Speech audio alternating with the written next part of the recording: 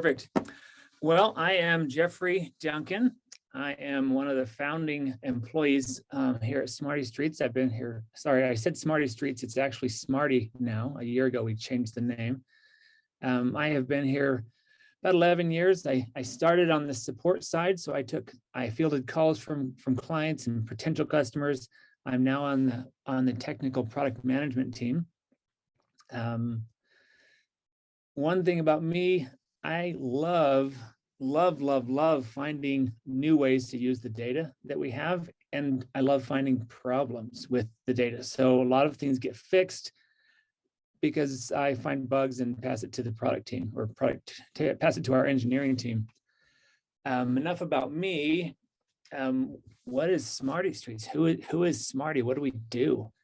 I'm open to questions anytime throughout this dialogue. I'd love for it to be a discussion. I came up with some ideas, and the whole concept of looking at vacancy data, vacancy numbers.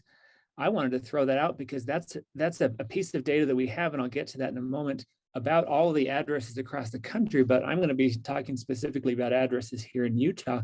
We have that vacancy data, and I thought, wait a second, there's got to be a way to use this. There's got to be a way to use this in the form of a heat map, or to look at the trends. Are the vacancy percentages or the vacancy numbers going up or down per city? And could that be a good indicator of, hey, the market's depressed in this city, let's look at that one. Or, hey, this address has been there have been 15 vacancies at this apartment complex for the last 2 years. Maybe I could invest there and bring in some better management and improve the returns. So that's the reason that I came up with the topic of using the vacancy data. So Smarty, as a company, we primarily do address matching, address cleaning, and then we provide additional information such as geocodes and whether the address is vacant, time zone, a lot of additional metadata about each address. And that's something that we've been doing for 11 years. And we have lots and lots of clients using our service. Lots of them are in the real estate business, whether it be rentals or home selling, real estate. We currently process a little bit more than 2 billion addresses per day. So that's about 23,000 per second. That's a lot of addresses. Where do we get that data? So the data that we have a couple sources. One of the primary sources is from the U.S. Postal Service. And we get that data updated on a monthly basis. So regardless of the fact that the data is slightly delayed because the Postal Service has to update their data, and then that data gets out to us and we push it live so that clients can use it. The data is always being updated by the Postal Service, and we update it on a monthly basis. Who is driving the cards? Okay, let's hit this one's good. Looks like I can drive it too. Nope. Can you go back to go to the next page, please? Thank you. So, and then we'll go back to the previous one after this is done. So the USPS is one of our primary sources. We get that information from them. They have a lot of data, and I've been pouring through it just to figure out how we can use more of it.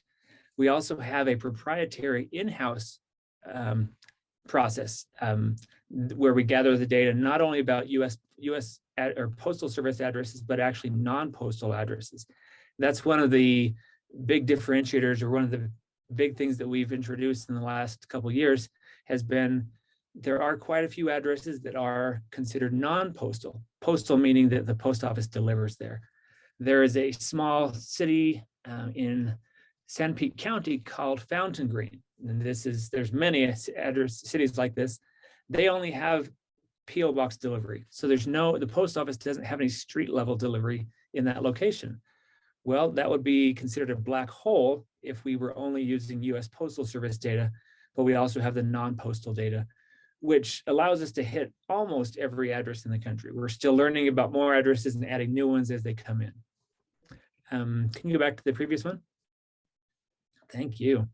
So we clean up the addresses. When you input an address that is that is kind of screwy. Let's say you have 123, 123, 123 Main Street, Avenue Boulevard. Now that's a crazy one, but we see those in Provo, Utah. Our system would easily recognize that there's duplicate values in there, the 123. We would trim those down, and the Street Avenue Boulevard, we don't care on input what the street is, or sorry, what the street suffix is.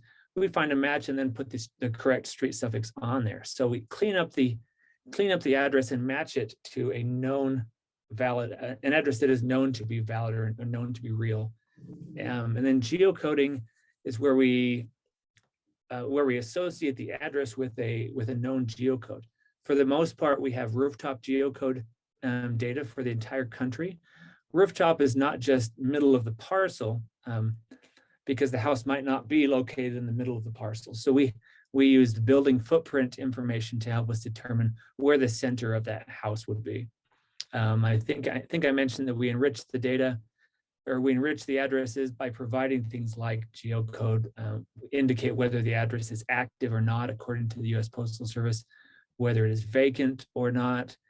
We can let you know whether an address is multi-tenant or single tenant, meaning an apartment complex or not. And then one of the enrichment pieces of data that we use the most is residential versus commercial. And that comes straight from the U.S. Postal Service. I can go into that more if anyone wants to later. Deduplication, by standardizing the address, so 100 North NORTH Main Street and 100 N Main Street could be two different addresses. Thank you. Deduplication is what I'm talking about. For a computer to just look at those and say, well, I can't see how these are the same, so it's obviously two different addresses. If you live here in Utah, you know that the 100 North NORTH and 100 N are the same thing. The N is just an abbreviation. It's not. North Main is the street. It's the directional. So we allow you to easily deduplicate your addresses because we're standardizing them for you. Next slide, please. Cool. Use cases. So I try to explain this to my kids. They think dad just eats candy all day at the office. And while I do that, that's not all that I do. The quick, easiest example of what Smarty does, when you put an address in, or when you input a shipping address, let's say on Amazon, and you get a little pop-up that says, did you mean this address? That's us. We take the input address that you give us, clean it up, match it to a known address, and is this what you meant? And you can choose, you can select that in a real-time process or an interactive process where you're on a website.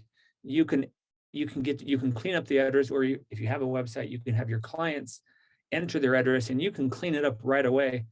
It helps to detect bad addresses or address errors as they're being put in.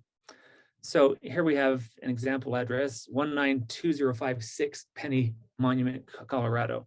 Cool, that's a real address. And if someone is giving that address over the phone, all they're saying is the words 6 Penny.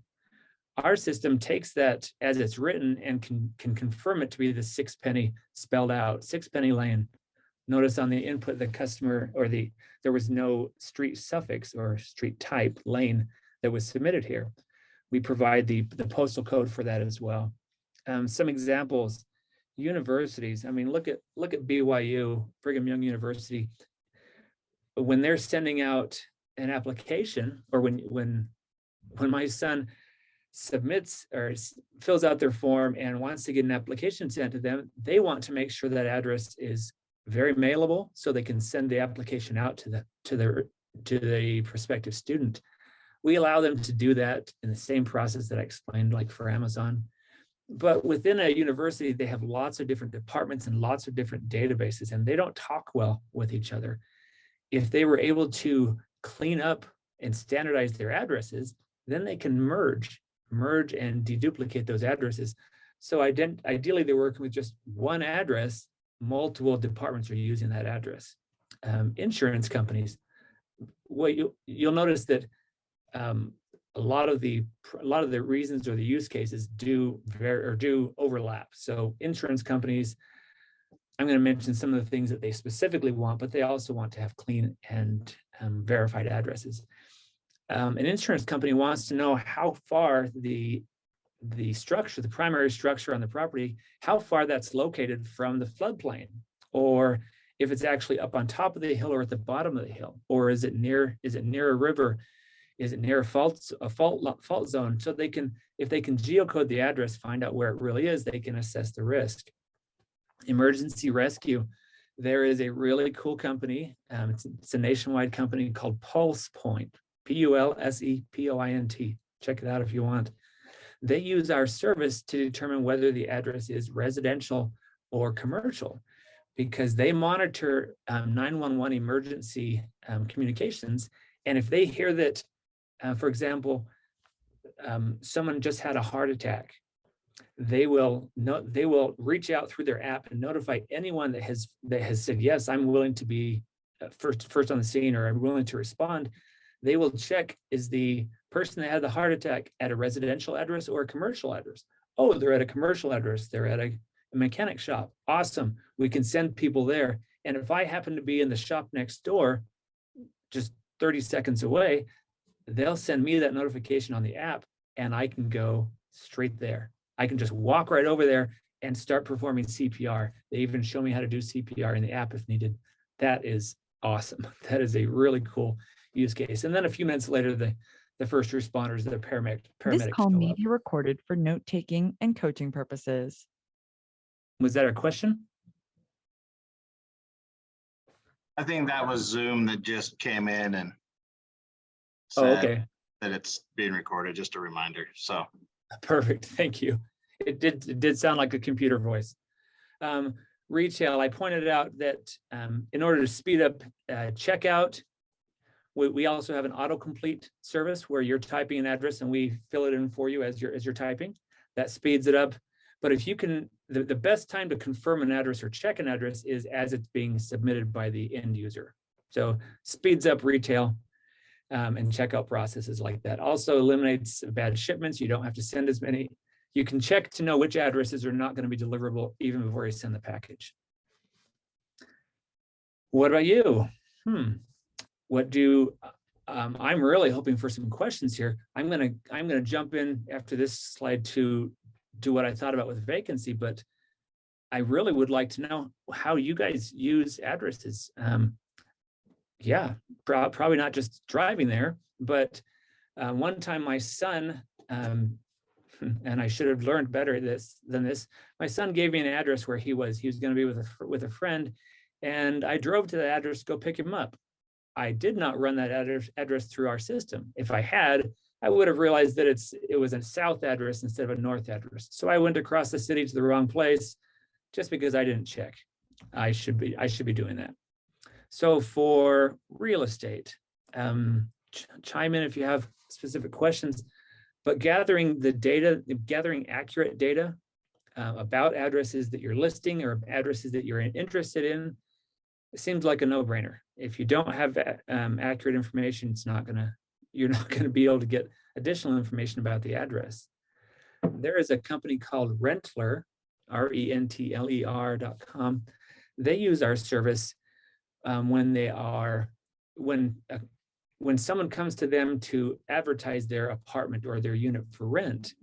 First thing they do is they do a background check on that address. Is it even real? I didn't even think this would be an option, but they were dealing with people that were listing addresses or listing units for rent that weren't even real. This was some sort of a scam where they were getting fraudulent information about addresses being submitted, and the process that they had in place just pushed that through. Okay, here's the address. Here's where it would be on a map. Perfect. And they would post that as if it were a real address. Not the case. So Rentler uses our service to determine, first, is this even a real address? Don't do anything unless it's not real.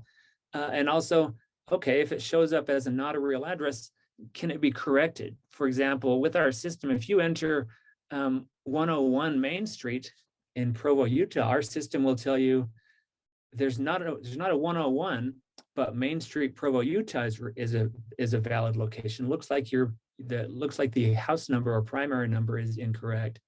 So we can indicate that for you and give you an option to check that. We actually have one client who's an attorney. He gets information about people as they are released from prison, and he ignores all of the valid addresses. He focuses just on the ones that can't be verified with a much smaller subset of the full list. And he goes through that and uses our system to determine what might be wrong with that. Was it a street spelling error? And he finds those customers, the people that were just released from prison, and he contacts them to represent them in court if needed. So he's utilizing our service and the fact that not everyone uses our service to clean up the data. Obviously, cleaning up existing data that you have. Let's talk about vacancy. Can we jump to the next screen if there is one? Okay. Yeah, what vacant means. So certainly there will be additional information. Smarty is not related to the MLS. We don't have access to the MLS information. Vacancy data that we have comes from the US Postal Service, and that house is probably vacant on the screen, or at least doesn't receive daily delivery. The US Postal Service data that we have, if you, for example, go on an extended vacation for 3 weeks and the mail is piling up in your mailbox and you haven't contacted the post office, after that mailbox gets full and the postal carrier that's coming to your home realizes that mail is not being picked up, they will take that mail back to the post office, leaving a note in your mailbox saying, we've marked your address as vacant. As soon as you get back, let us know and we'll start delivery again. That's not word for word, but that's how they determine an address to be vacant. And as soon as you get home or get back, go to the post office or call them and say, hey, we're here, start delivery again, and they will deliver it again. With our data being updated monthly from the US Postal Service, there's certainly a delay. There's a delay in when we can flag the address as no longer vacant. But it's a great start. So that's what vacant means to the US Postal Service. It means no one is picking up deliveries here or mail, so they're calling it vacant. It means it's a real address, means it is deliverable, but it is also vacant. Do we have one more slide here? Because I have some screen to share if not. Oh, talked about Rentler. Yep, and that bottom one's in green. Great, let me go into, let me share my screen first. Let me go into some information that I found about vacancies. Oh gosh, hold on.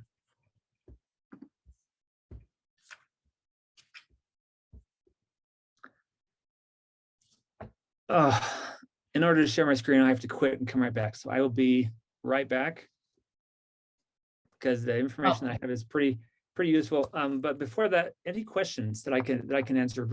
Maybe you guys aren't interested in the vacancies.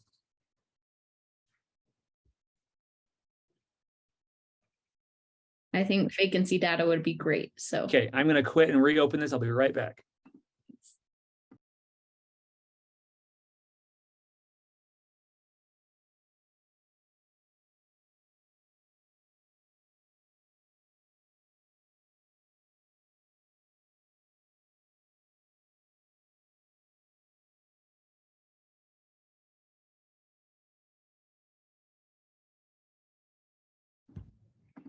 Thanks for your patience. Good tip, don't get a new laptop right before you have a presentation. Let me share my screen here.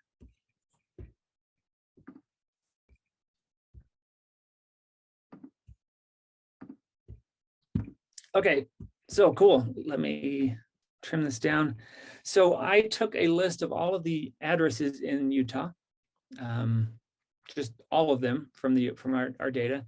And I ran those through and I first eliminated all the PO boxes because you're probably not interested in PO boxes. I know I wasn't.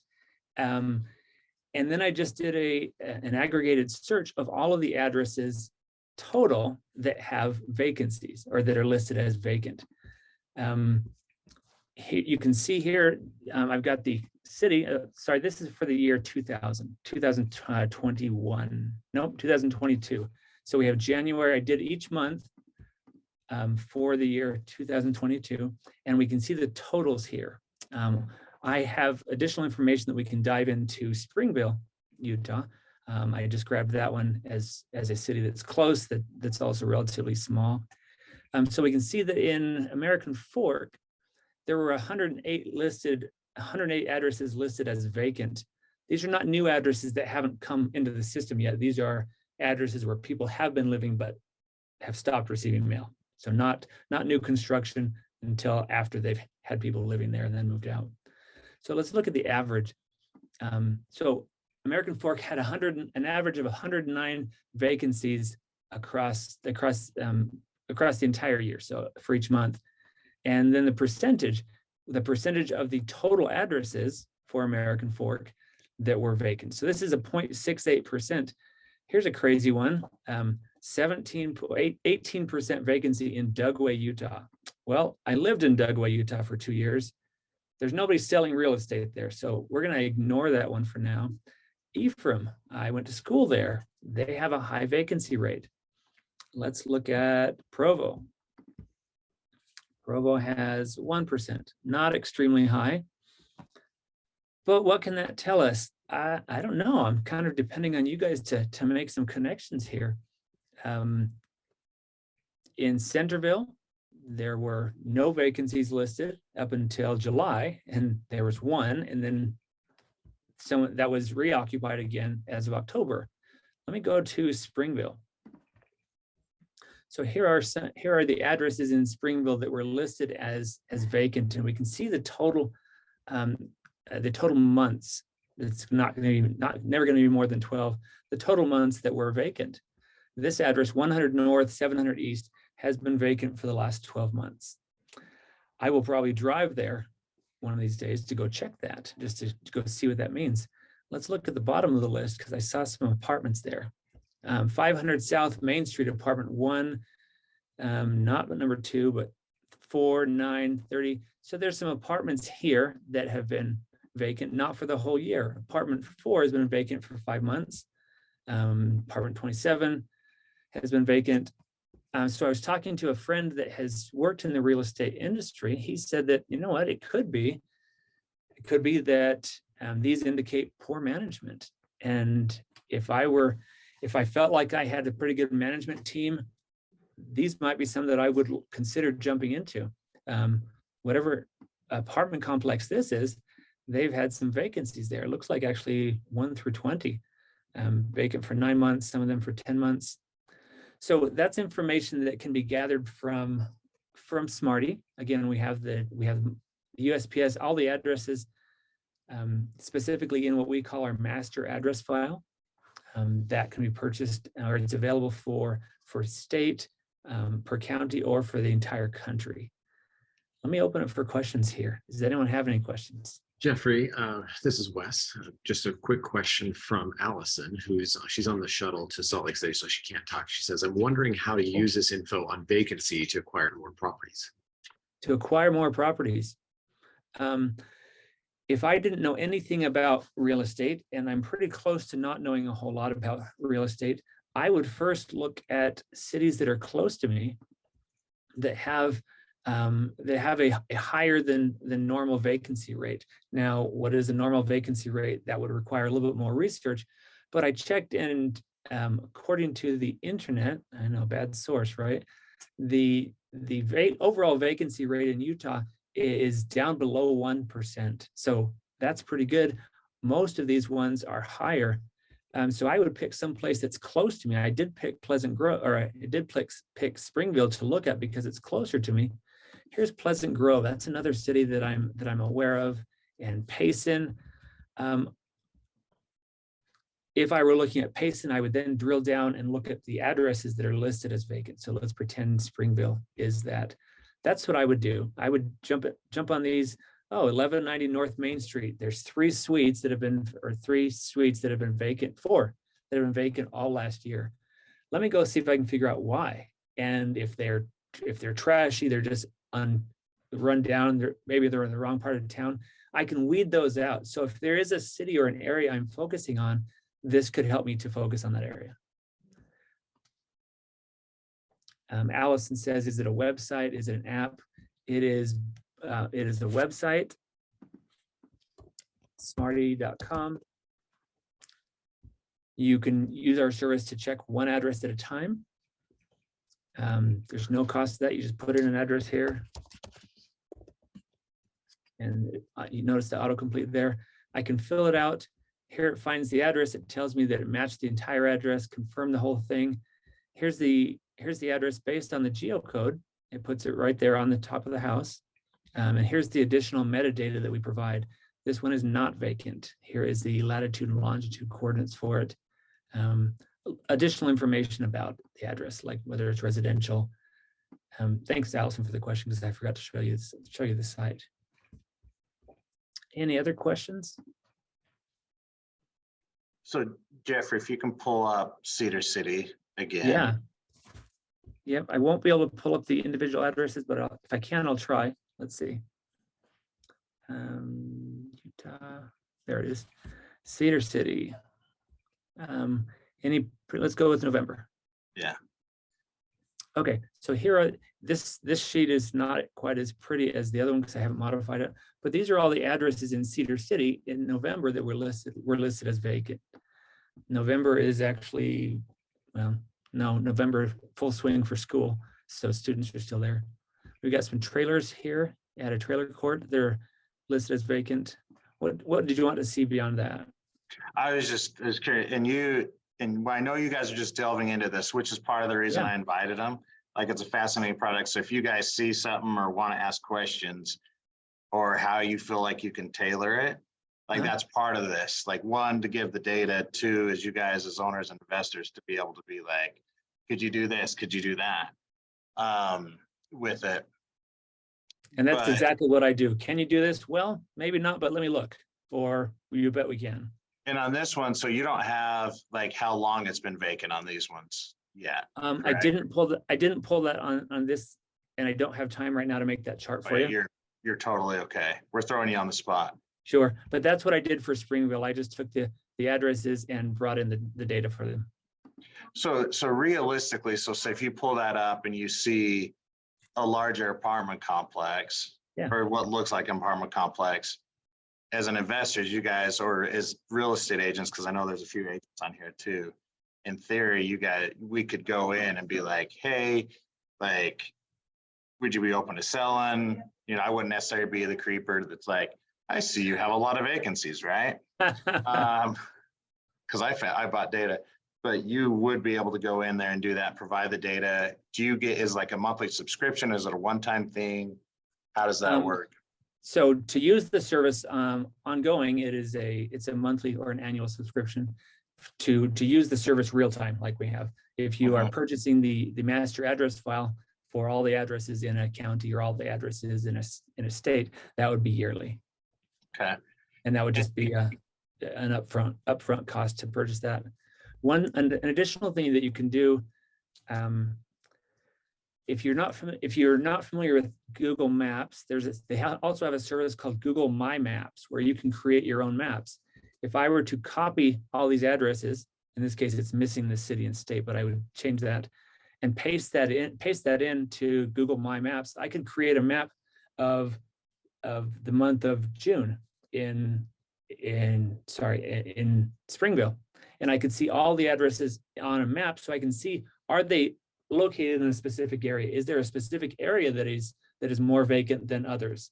And I can then do another map to see the next month and the next month, or I can create a sliding heat map, kind of like the Doppler radar, which shows where they're trending. And if I want to see that for a city, I can see that over a couple of years or months. So awesome. Yeah.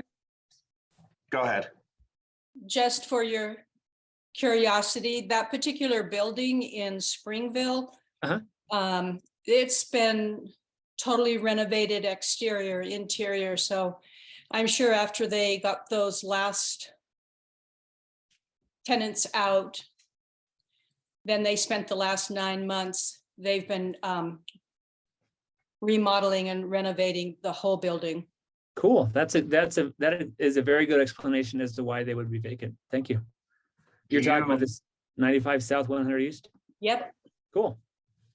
Okay, and then we'll end with this if no one else has any questions, so we can move on to the next one. But do you guys anticipate being able to as you get more data, be able to explain potentially why some of this stuff, like in certain areas or regions, why there might be the higher rates of vacancy, some of the causes, being able to like cross-reference economic data and stuff that's going on in the same.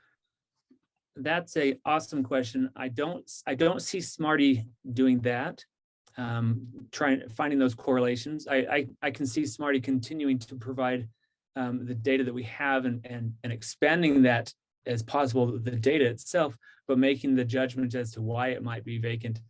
I would have a hard push to get my team to want to go that route, just because it's so far from what we do. Okay.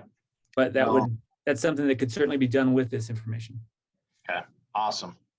Thank you. I've got my mind mulling now. Okay. So any other questions real quick before we move on? You can call us anytime. This number is on the website, and you can email us support@smarty.com with any questions. We answer the phone right away, and we're happy to help. Okay, thank you.